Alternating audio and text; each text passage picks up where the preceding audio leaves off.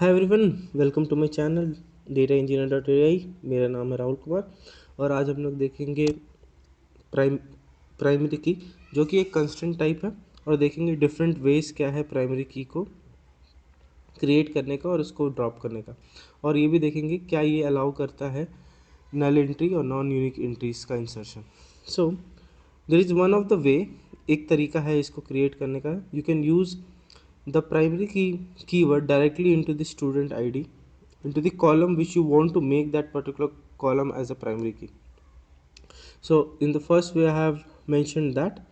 The another way is to create that primary key is you can use the keyword called constraint, and along with that you can give the constraint name and use the keyword primary key, and in parenthesis you can insert the column name. So this way you can create another primary key. The other way to create that particular primary key is using alter table command, and you can use add constraint. आप add constraint use कर सकते हो और primary key का नाम and use the keyword primary key and column जिसको आपको primary key बनाना है. Now if you want to drop that particular primary key constraint, you can use the alter table command, drop the constraint, use the keyword drop constraint and pk underscore student id. Now if I try to insert any of the null entries in the student id which we had made it as a primary key, does SQL allow it to insert it or not? So I'm just trying to insert a value into that. Before that, let's create that particular student table. So I have created that student table.